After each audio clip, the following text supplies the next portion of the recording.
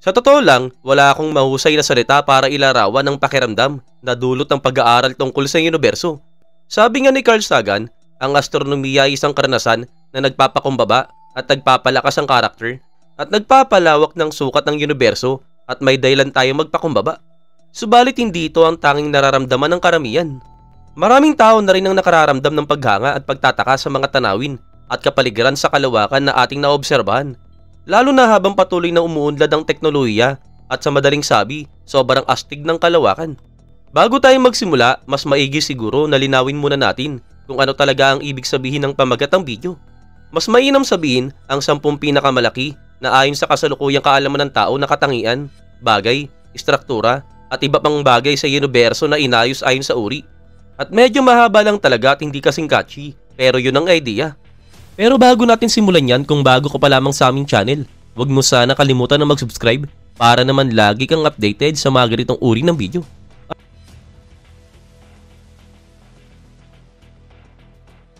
Number 10. The largest black hole.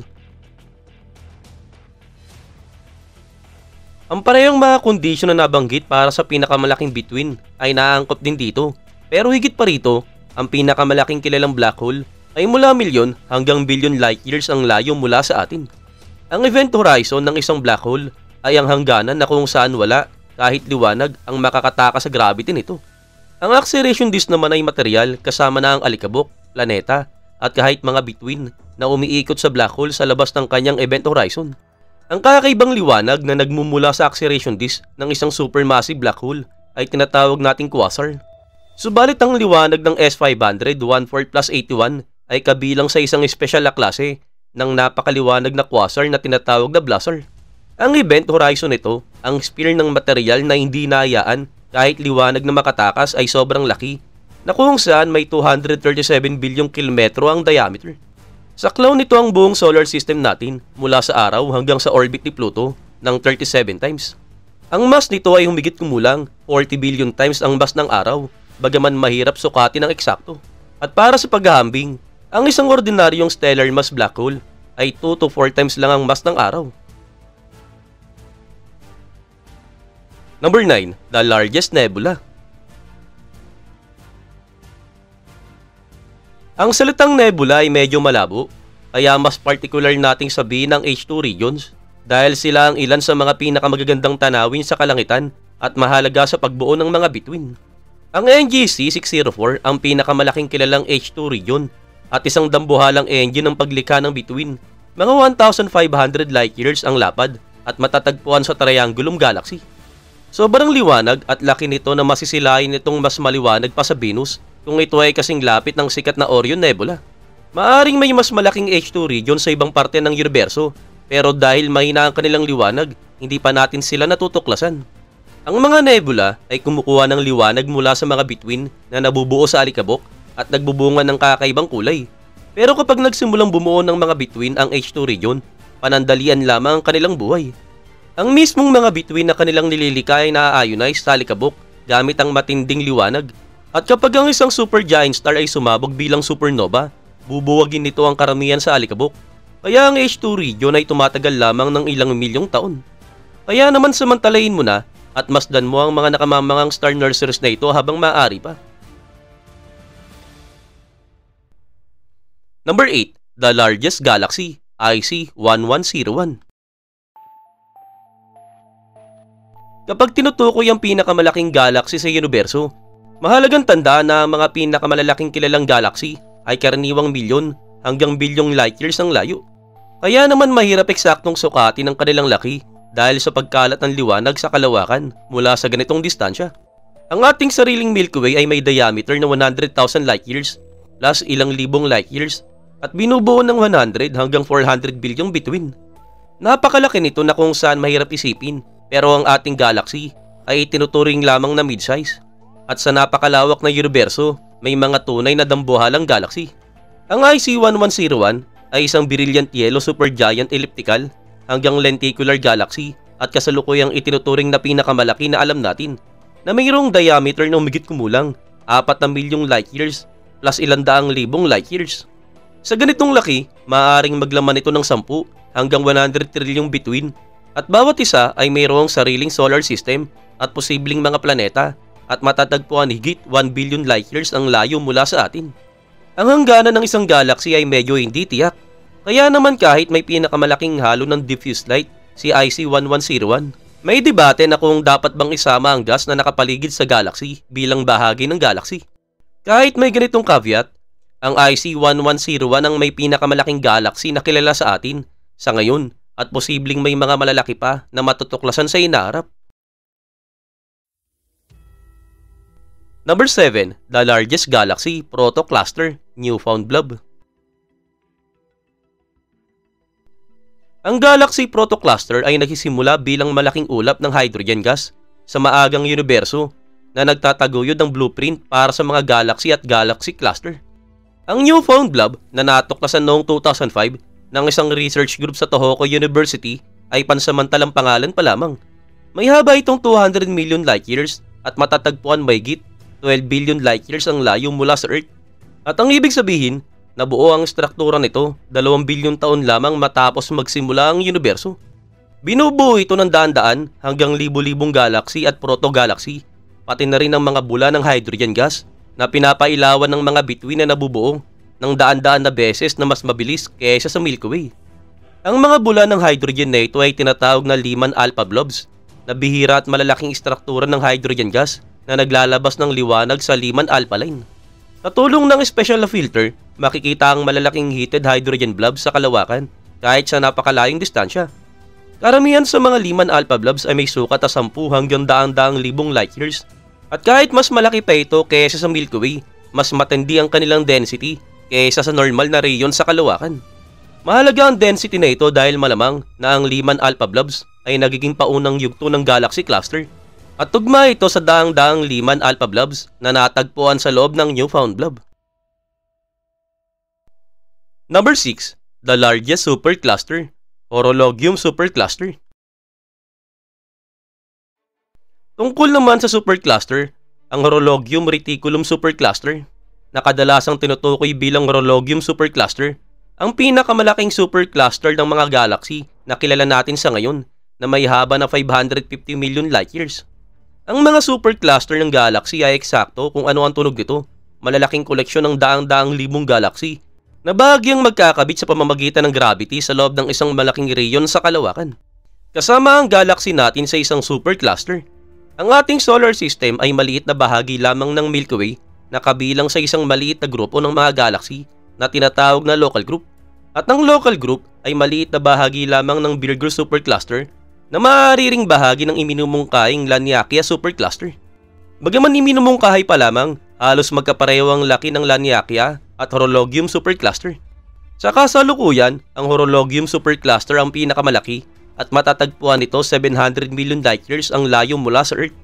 Dahil ang mga galaxy ay magkakasama dahil sa gravitational at halos hindi pa lubos na nauunawaan na dark matter, makatiwiran ding isipin na may mga rayon sa universo na halos walang laman sa pagkukumpara. Number 5. The largest void. Ang lawak ng universo na naitala natin ay sobrang hirap intindihin. At kahit ang mga maliliit na bahagi tulad ng ating galaxy ay nakapagpaparamdam sa atin ng maliliit at nag-iisa sa ating munting planeta, maswerte na lamang na ang Milky Way ay nasa gilid ng isang malaking supercluster sa halip na malayang lumulutang sa isang void, ang pinaka-lonely na lugar sa universo.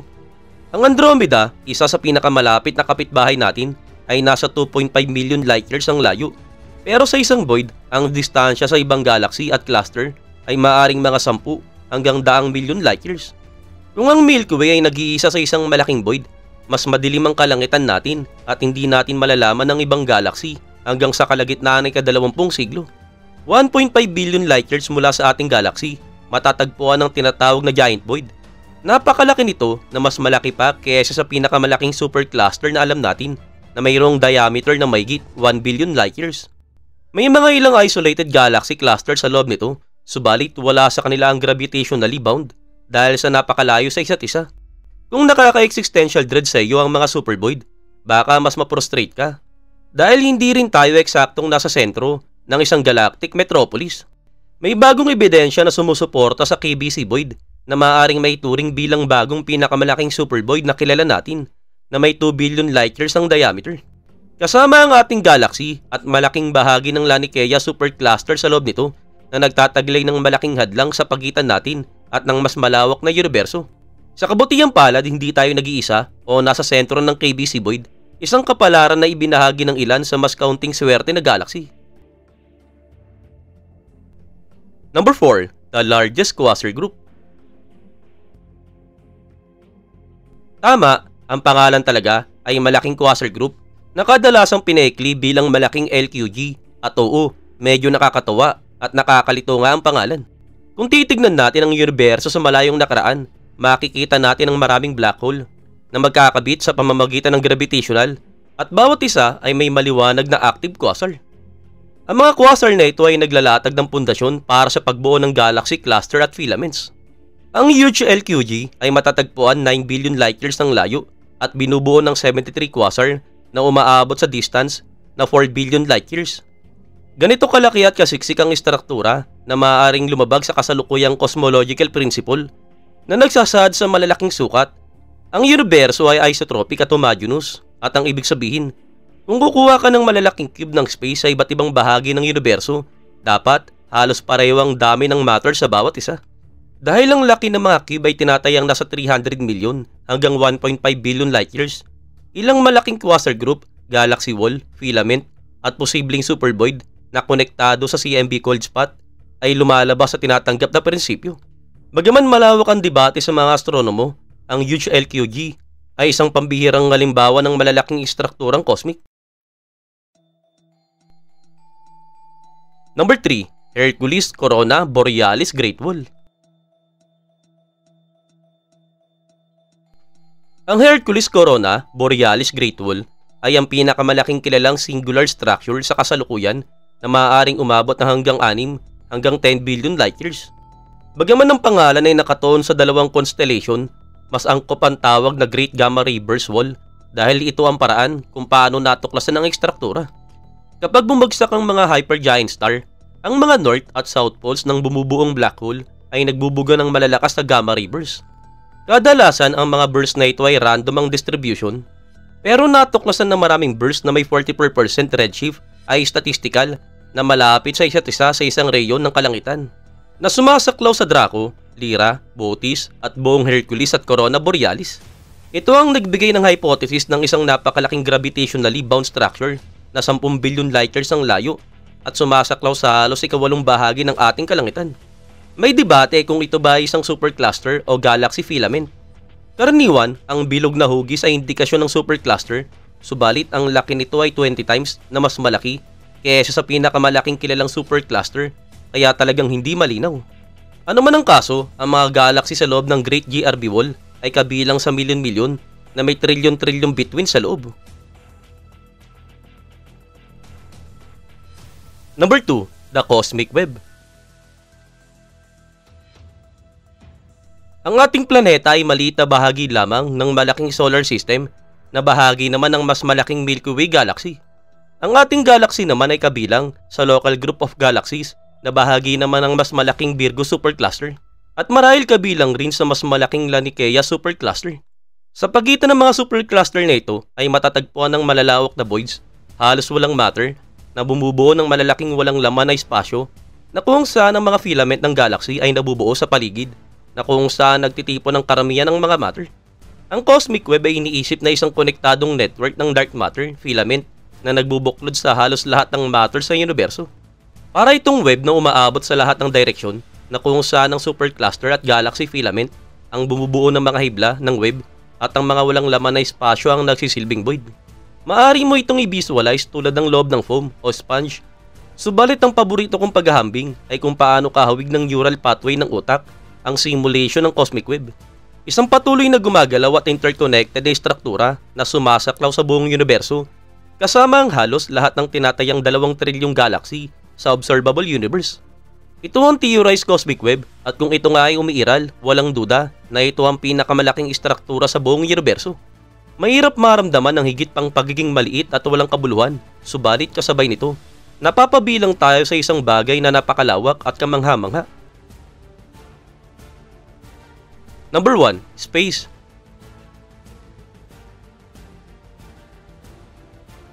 Ang pinakamalayong distansya na kaya nating masilip sa kalawakan ay humigit kumulang 46.5 billion light years sa bawat direction. Kaya ang tinatawag nating observable universe ay may diameter na mga 93 billion light years. Ang distansyang ito ang ating cosmic horizon, ang pinakamalayong maaabot natin sa mga bituin sa kasalukuyan. Bagaman hindi pa natin alam kung gaano kalaki ang kabuuang universo, sa ngayon ang universo ay lumalawak sa bilis na humigit kumulang 22 km per second per million light years. Isang unit na tinatawag nating Hubble constant, kahit na hindi naman talaga ito constant. Ang space o mas tumpakang spacetime ay maaaring isipin bilang isang dambuhalang tela na may mga walang katapusang layer na kung saan umiira ng lahat ng matter at particle.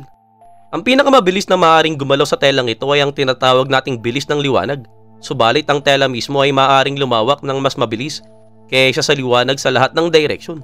Hindi ibig sabihin na ang malalayong galaxy ay gumagalaw o gagalaw ng mas mabilis kaysa sa liwanag. Sa halip, ang distansya sa pagitan natin at ang mga galaxy ay lumalawak ng mas mabilis kaysa sa liwanag. At ang bilis ng paglawak na ito ay tumataas pa habang lumilipas ang panahon. Dahil dito sa inaharap, makikita na lang natin ang mas kaunting bahagi ng universo dahil ang liwanag mula sa malalayong galaxy ay hindi na tayo maaabot. Sa huli, ang tanging makikita ng anumang buhay sa universo bukod sa sariling galaxy nito ay isang malawak at walang katapusang dilim. Subalit ang kaganapan na ito ay mangyayari lamang sa loob ng bilyong taon, kaya mas mainam na simulan na natin ang paggalugad sa universo habang may pagkakataon pa. Talagang pwede pa tayong maglaan ng maraming minuto sa paksang ito, subalit ito na ang pinakamahabang video na nagawa namin at nanguubos na rin ang aming mga salitang pwedeng gamitin para sa malaki. At sa kabuuan, ang space mismo ang pinakamalaking bagay sa universo at ito ang bagay na talagang nagpaparamdam sa atin kung gaano tayo kaliit. Subalit bahagi tayo ng isang bagay na sobrang lawak at kamangha-mangha. Ngayon, ikaw, ano ang masabi mo sa video namin ngayong araw? Ipaalam mo naman sa amin sa komento. At bago tayo magtapos, huwag mo sana kalimutan na mag-subscribe para naman lagi kang updated sa mga next pa naming video. Kaya naman muli, maraming salamat sa panonood. This is Noel Polo TV. See you on my next video.